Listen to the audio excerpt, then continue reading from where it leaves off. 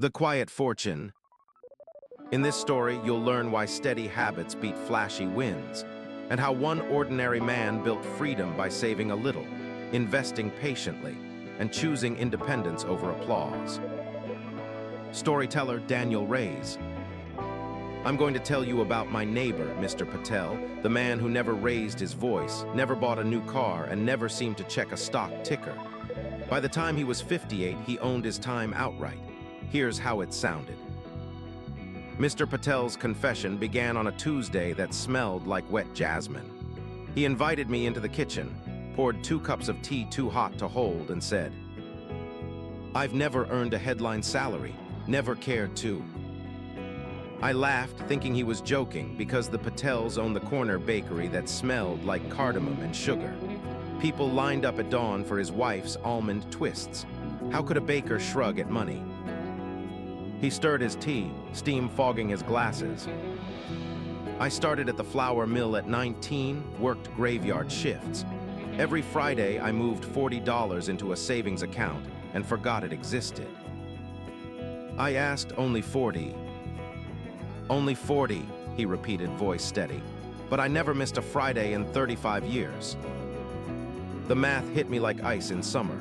$40 times 52 weeks times 35 years. He nodded, reading my eyes. Compounding did the rest. I didn't need to outsmart Wall Street.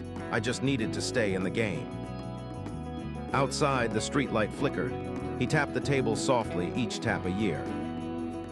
While friends chased nicer cars, I bought freedom. Prestige burns cash. Independence quietly grows it. I sipped the scorching tea, wanting proof. "Show me." He walked me to the back room, opened a dented metal cabinet. Inside lay 3 simple index fund statements, pages yellowed by time. The earliest date, 1991. He pointed at the balance. "7 figures, he whispered. "But you'll never see me spend it on flash. This buys me mornings beside my wife, evenings walking my grandkids, Sundays deciding whether the bakery opens or stays closed." I asked the obvious question. "Do you ever feel you missed out?" He smiled, slow and small. "I missed 0 payments to stress, missed 0 sunsets to overtime. I drive a 10-year-old Corolla that never breaks.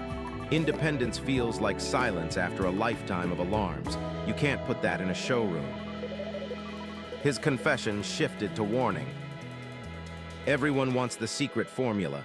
There isn't one. Market tips, crypto rockets, hot stocks noise. Principles are whispered, not shouted. He listed them on a napkin. 1, pay yourself first, always, no negotiation. 2, invest in boring things you understand. 3, let time do the heavy lifting. 4, spend what is left after freedom, not before. 5, tune out anyone promising overnight change. I folded the napkin into my pocket, feeling the weight of paper heavier than steel. "I heard a quote once," he said. "Rich buys you things, wealth buys you choices. I'm wealthy enough to choose my schedule. To me, that's richer than any brand name." He closed the cabinet, humble as closing a mailbox. Years later, the lesson still steadies me during market crashes and promotions. Whenever I see a new gadget glittering from a billboard, I remember his calm voice choosing freedom over flash. Decades of Fridays stacked like bricks around his life, until the walls became a fortress of choice. Summary: tiny consistent choices beat big inconsistent ones. Save something every time you earn, invest in simple long-term assets, and let independence, not prestige, steer your spending. There's no universal money formula, only the quiet principles Mr. Patel practiced every Friday until freedom became his daily bread.